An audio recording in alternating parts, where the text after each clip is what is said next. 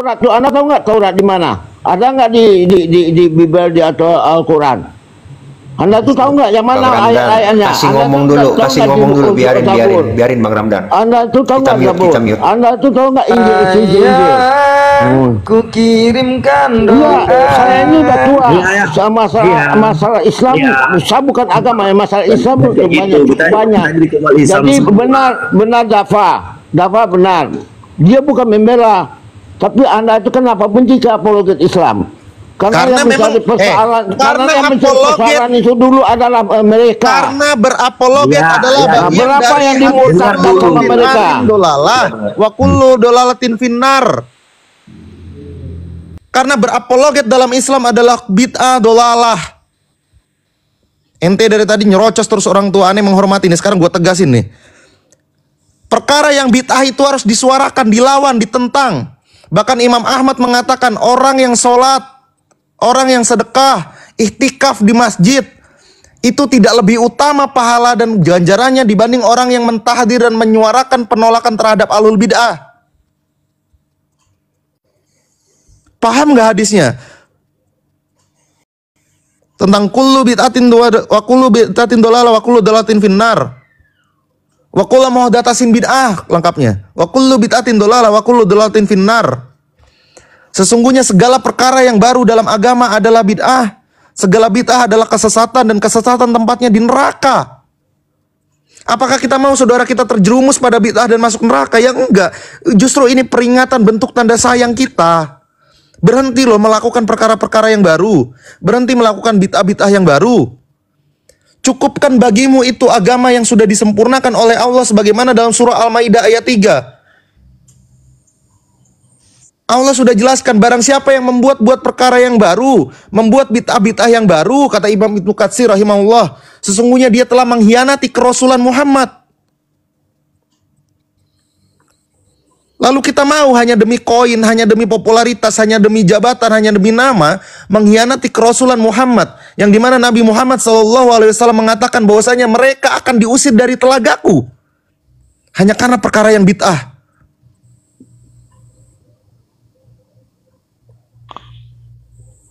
Gini loh ayah, ya,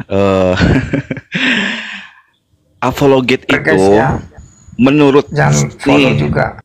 Ayah ya dengerin ya, apologet ini menurut saya yang orang awam ya, lebih banyak mudorotnya ayah. Di saat acara apologet, lihat komen-komennya banyak yang menghina Islam, saling serang, itu loh intinya. Banyak mudorotnya ayah. Islam itu selalu menimbang segala sesuatu perkara itu dari maslahah dan mudorot. Bahkan ketika ada kebenaran, seandainya disampaikan mudorotnya jauh lebih besar, kata Imam Jalalain mengatakan jangan sampaikan itu. Karena bisa memicu perpecahan dalam masyarakat. Islam itu sangat humanis. Lalu muncul orang-orang macam ayah model Anda ini mengatakan bahwasanya Islam harus dibela. Kalau ada yang menghina harus diperangi. Ente khawarij. Oh ayah, jangan nafsu ayah, jangan pakai perasaan. Ini saya tegas ya, karena ahlul bid'ah harus ditegaskan. Jangan sampai orang-orang awam kemudian melakukan ibadah-ibadah yang baru yang tidak ada contohnya dari Nabi SAW. Jangan kemudian mengatasnamakan dakwah, membawa dalil jihad di dalam media TikTok, jihad gundulmu, gitu loh. Belum ada jihad hingga detik ini, kecuali adalah masyarakat Palestina yang kemudian itu difatwakan oleh ulama Palestina. Indonesia adalah negara Islam yang walaupun banyak kekurangannya, maka belum ada fatwa jihad hari ini di Indonesia. Jadi jangan seolah-olah membenarkan tindakan apologet dengan membawa-bawa dalil jihad fisabilillah. Jangan istilah membela agama Allah loh. Gimana? Emang kita siapa gitu loh. Dalam surah Al-An'am 68 yang tadi Anda minta, artinya begini, kalau saya bacakan Arab, hakul yakin antum gak akan paham.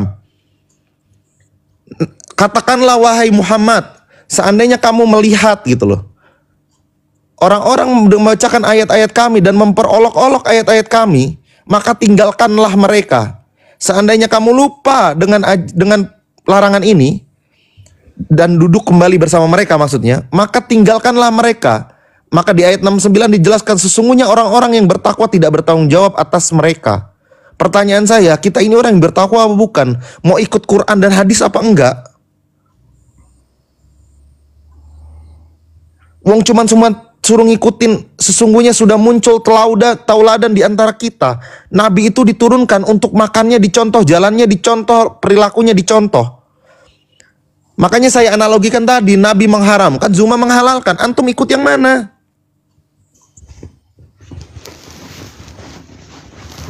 Makanya kan saya bilang, AP11 ini menjadi firqah baru. Ya inilah muncul pengikut-pengikutnya macam ini. Sudah tidak bisa lagi membedakan mana dalil, mana nafsu.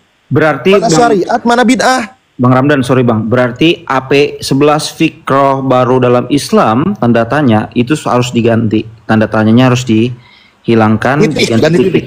Ya, ganti titik. Besok kita ganti titik aja Bang. Tetap saja topiknya. Loh, karena kita terbukti orang nggak bisa bedain perintah Nabi dilanggar, ditabrak, ngakunya Islam. Islam yang mana coba? Saya cukup khawatir, Bapak ini sudah tua, saya menghormati dan menghargai. Ini bentuk dari nasihat, Pak, belajar yang benar. Ayah persiapkan diri aja. Bahwa kita akan dipertanggungjawabkan, dihisap atas apa yang kita ucapkan, atas yang kita imani, yang kita yakini dan kita lakukan. Jangan sampai kemudian menganggap seolah-olah bahwa Bang Zuma ini setara dengan Imam Syafi'i, setara dengan Imam Abu Hanifah, setara dengan Imam Malik, setara dengan Imam Ahmad. Ini kan problematik kalau ini terus dianggap sebagai demikian. Ini bukan bagian daripada gibah. Ini dari tadi saya mau jawab. Orang gibah. Bedakan gibah dengan tahdzir. Para ulama salaf melakukan tahdzir demi tujuan apa? Menyelamatkan umat. Itu sedikit ya. Aku nggak maksud marah, tapi ini sedikit tegas. Supaya kita bisa paham maknanya. Bahwa Islam itu cukup simpel. Quran, sunnah, pemahaman para salaf, pemahaman sahabat, pemahaman imam yang 4. Beres. Oke, Bang Ramdan izin. Aku mau turun, tapi aku mau mengajak teman-teman untuk yang satu pemikiran dengan kami, menjaga kebinekaan, menjaga NKRI, Garuda di dada. Yuk sama-sama follow. Kemudian kita akan tunggu Mas Taufik, Bang Tuan Logika akan buat satu video ya, dan statement yang sangat penting, statement toleransi. Nanti diupload. Setelah itu kami akan ikut upload. Jadi teman-teman, bagi teman-teman yang satu pemikiran saja dengan kita, ya dengan Bang Ramdan, dengan saya Michael Yan, dengan Bang Taufik, dengan Bang Tony, dan yang lain-lain, ayo saling follow. Dan setelah nanti Tuan Logika upload satu video, semua upload satu video yang kurang lebih maknanya sama dengan Tuan Logika. Ya kita di sini sama-sama bergandengan tangan, ayo kita jaga, ya. Bismillah dalam nama Tuhan Yesus. Oke? Siap, aku minta izin ya. Turun dulu. Lanjut. Thank you. Siap Bang Michael. Baik, Izin saya pun juga kita sebelum turun ini ada nama saya ya, Muhammad Haji SMS, dan saya pun juga suka mengadakan koma gitu ya. Maka di room saya ini bebas mau dari agama manapun, tapi yang cerdas gitu ya. Biar kita sama-sama untuk mencerdaskan umat, bukan hanya muslim, termasuk Nasrani, Hindu, Buddha, dan lain sebagainya. Betul. Kita dituntut untuk cerdas, karena kalau tidak cerdas umat semakin kisruh. Ya. Dan saya sekali lagi ucapkan terima kasih ya kepada sahabat-sahabat yang sudah menerima saya di sini. Siap. Billahi hidayah, akhirul kalam. Assalamualaikum warahmatullahi wabarakatuh. Waalaikumsalam warahmatullahi wabarakatuh. Kita jam 2 rungkat ya guys.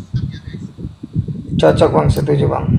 Jam 2. Ya, Bang. Ya ini mana tadi ayah tadi? Kok turun ayah? Ini si Joshua nih pasti nge-kick nih. Habis berisik, Jadi, Bang, nggak jelas narasinya. Iya, Dava belajar lagi ya Dinda ya. Nih saya ulang. Tapi Bang Dava aku follow ya, follow back ya. Dava monitor Dava.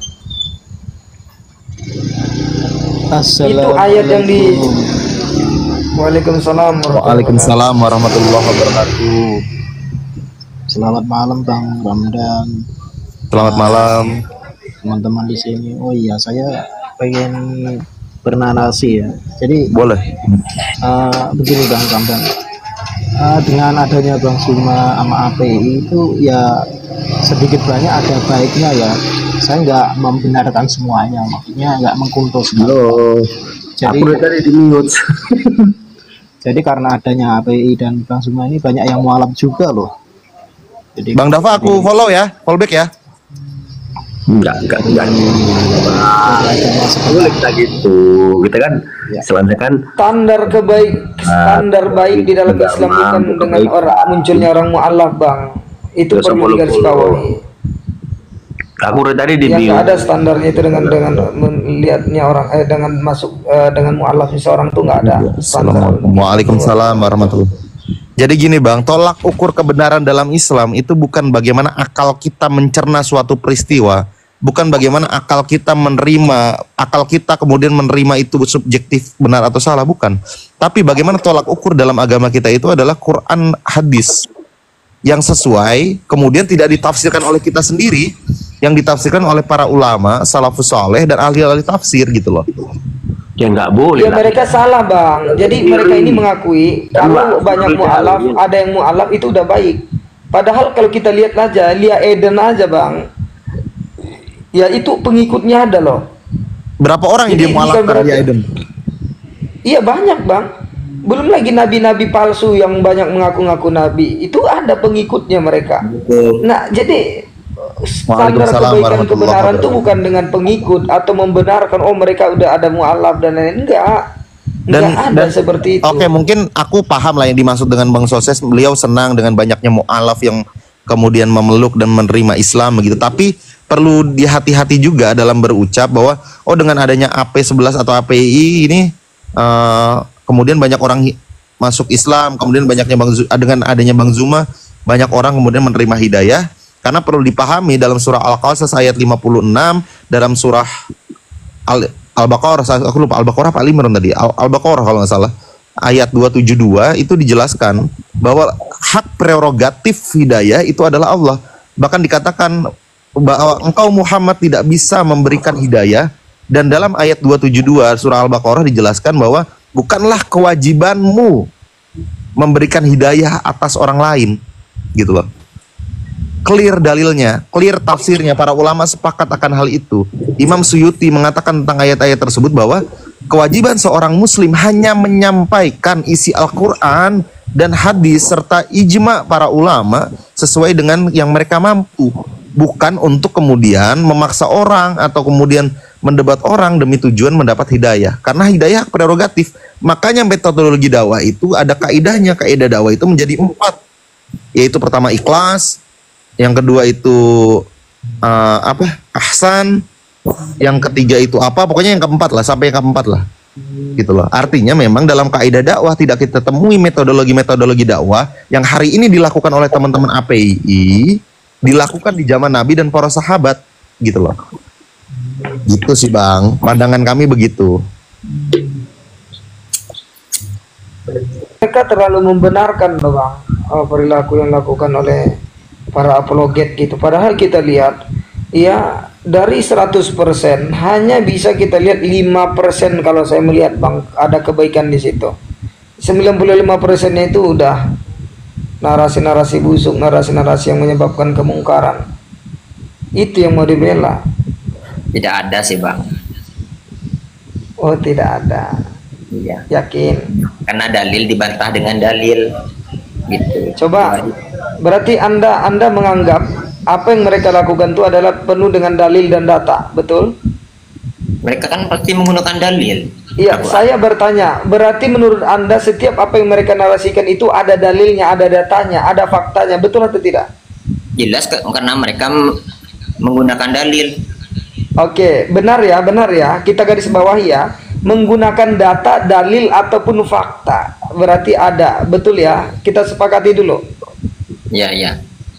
Oke, saya cuma bertanya satu aja. Tunjukkan, saya berikan Anda kesempatan untuk menunjukkan dalil, data atau faktanya. Yang pertama, Anda boleh menggunakan dalil Al-Quran. Saya minta Anda nanti cari ayat atau ayat dalam Al-Quran yang mendukung narasi itu. Ya, ingat, yang pertama Anda boleh membawa Al-Quran, yang kedua boleh membawa hadis, yang ketiga boleh membawa Alkitab, yang keempat boleh membawa kitab orang Yahudi, Taurah. ya. Dan Anda juga boleh membawa nanti, lihat apakah ada para sahabat yang membenarkan narasi itu, tabi'in, ya, 4 imam mazhab dan ulama Indonesia gitu. Apa itu pertanyaan saya? Tolong carikan di mana ada dalil atau data yang mengatakan antara wudhu dengan baptis itu sama. Al-Quran, hadis, itu akidah lagi Bang, akidah. Ya, di Islamnya ini akidah nih Bang. Akidah ini. Silakan cari dalil yang membenarkan itu. Anda pakai Al-Quran deh, Anda pakai hadis. Ada jutaan hadis loh.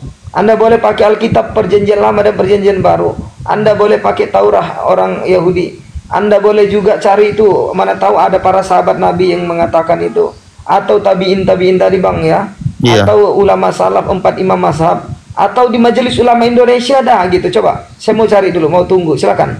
Berikan dia waktu ruang ya host ya dan moderator, boleh. untuk mencari dalil dan data itu, dan tolong diluruskan nanti, harus ada data. Begitu aja, silakan. Al-Quran tidak melarang kita berdebat Bang. Bukan itu Bang pertanyaannya Bang. Pertanyaannya adalah, jadi ada apologet yang menyatakan, ya aku perjelas ya, ada apologet yang menyatakan bahwa wudhu dengan baptis itu adalah sama. Itu kan kalian hanya memandang dengan kebencian kalian. Ya data gimana ini? Gini Bang logika saya orang Kristen. Jadi kalau mau tahu arti kata baptis, saya kasih tahu. Kalau mau tahu, karena gini loh Bang Ton, yang saya tahu kan kalau baptis itu kan simbol orang menerima pertaubatan kan, sedangkan kalau wudhu itu kan pensucian, itu konsepnya aja udah beda. Enggak, bukan pertobatan Bang. Jadi kalau dalam kekristenan, baptis itu artinya lahir baru, di mana itu dosa asal atau dosa yang dibawa oleh Adam manusia pertama itu diputuskan karena sudah mengikuti Yesus Kristus sebagai juru selamat. Nah, itu pengertian baptis dalam Kristen. Sama kayak syahadat kalau wudhu masuk Islam. Kalau wudhu saya nggak tahu. Kalau wudhu membersihkan kita dari hadas. Dan poin yang paling penting jangan lupa dong Bang Tony. Poin yang paling penting di dalam baptis itu adalah menyerahkan diri seutuhnya kepada Yesus Kristus. Ya, bahwasanya kita menerima Yesus Kristus adalah Tuhan dan Juru Selamat. Itu poin paling utamanya di situ. Oke. Nah, coba cari minta datanya tadi ya Dinda ya. Tolong saya minta data kepada Soses dan Dava. Di mana ada data kan tadi katanya orang apologet kalau setiap bicara itu ada datanya, ada dalilnya atau faktanya. Saya di sini menuntut kalian dari data. Baptis itu kan sama mensucikan Bang. Bagi orang saya nggak perlu framingnya, saya perlu datanya. Memang saya perlu datanya, saya nggak perlu framingnya. Kalau Bang Salam bilang, oh baptis itu mensucikan, wudhu juga mensucikan, itu adalah argumentasi pribadi. Yang kita tanya adalah fakta datanya, dalilnya itu loh, atas dalil dan faktanya. Kayak contoh gini, saya bilang babi itu haram, ya itu framing saya, tapi dalilnya ada, surah Al-Baqarah misalnya, gitu loh. Ada atau tidak kalau tadi kita udah dijelaskan Bang ya, tadi udah betul-betul saya uji lagi, benar. Betul menurut Anda mereka pakai data, dalil atau fakta begitu. Ya, mereka bilang iya betul. Nah, saya cuma kasih satu pertanyaan, tolong tunjukkan. Ini non framing ya, karena kita kalau bicara agama harus ada rujukan. Harus ada rujukan datanya, dalilnya gitu atau fakta sejarahnya begitu. Nah, coba ada nggak kira-kira? Atau ini cuman cipta-ciptaan doang? Atau memang atau mungkin paling enak aman, oh saya nggak tahu host, mungkin itu kesalahan dalam berbicara. Baptis itu kan sama dengan mensucikan diri dari dosa bagi orang Kristen. Itu bahasanya yang kita cari ya, dalilnya. Menyucikan diri, kita kan tiap hari menyucikan diri Bang. Tapi mereka astagfirullah. Yang kita cari dalilnya Bang. Coba saya nanya Bang Ramadan, setuju nggak Bang Ramadan kalau aku katakan Allah itu dengan Yesus sama Bang? Nggak setuju lah. Memang siapa sama-sama Tuhan Bang, sama-sama Tuhan. Siapa yang mengatakan itu? Ini analogi Edda. kompor banget ya, nggak bisa apa. Maklum Bang, nggak nyampe gitu. Berarti Bang Ramadan nggak setuju. Tapi kan ini sama-sama Tuhan Bang, sama-sama Tuhan.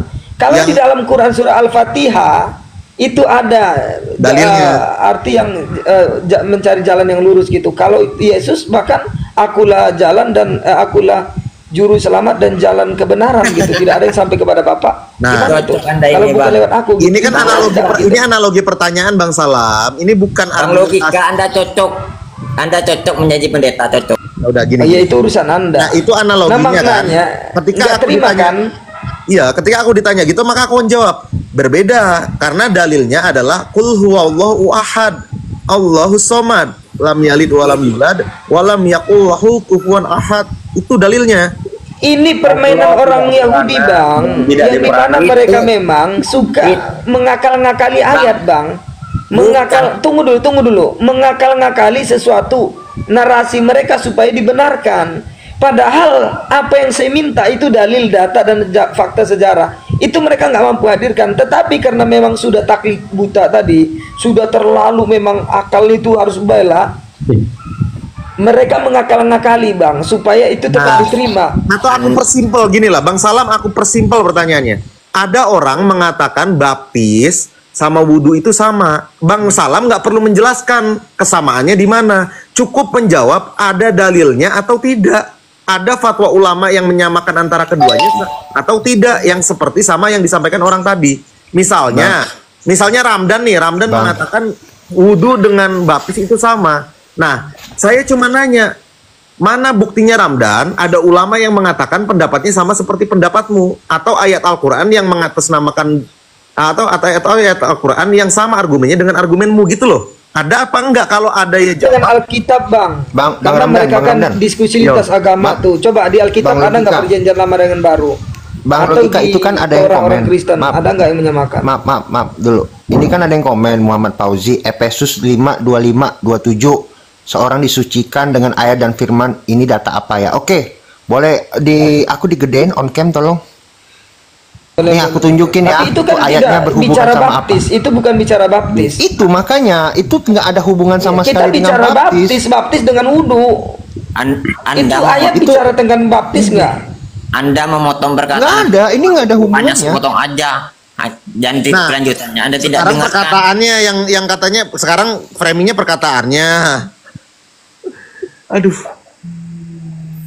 Baptis itu kan saya dikecilkan lah. Kita tiap hari mensucikan diri. Kristen itu hanya sekali waktu ingin menerima Yesus sebagai Tuhan. Nah, sama. Tuhan logika ini sama dengan Oten kalau sekarang begini Bang Salim, kembali lagi ke pertanyaannya Bang Logika. Ya, tolong kamu tunjukkan dalilnya maupun di Alkitab maupun di Al-Quran maupun di mana tadi tuh, apa itu Alkitab apa lagi itu? Oke, gini. Tolong tunjukkan dalilnya, udah itu aja. Nggak usah melebar. Pertanyaan Bang Logika. Justru Bang Logika ini yang melebar tadi kan mengatakan Yesus jalan yang lurus. Al-Quran mengatakan tunjukkan jalan yang lurus. Itu kan memang narasi orang Kristen Bang. Itu analogi Bang. Itu analogi. Itu analogi tadinya. Itu bukan pertanyaan yang sesungguhnya. Itu analogi. Nah sekarang yang pertanyaan sesungguhnya, tolong jawab pertanyaan dari Bang Logika dan tunjukkan dalilnya, walaupun dia dalilnya itu dari Alkitab atau dari Al-Quran. Kita pengen lihat dalilnya dari Bang Salam. Udah, itu aja. Silakan Bang. Baptis itu apa Bang kalau di Kristen? Bang Joshua. Gak usah nanya inti ya, saya mau tanya, mensucikan tadi udah saya jelasin loh. Diri. Udah saya jelasin loh. Tadi kan lebih jelasin Bang baptis kalau baptis itu apa? Nanya baptis itu apa, wudhu itu apa, dijelaskan baptis itu ini, wudhu itu ini. Itu adalah bagian daripada hikmahnya. Yang kita tanya bukan hikmah dari itu semua. Yang kita tanya cuma dalil kulitnya, bukan isinya. Mana dalil yang mengatakan bahwasanya wudhu dan baptis itu sama? Ada nggak ulama yang mengatakan demikian? Sesimpel itu loh. Sulit benar.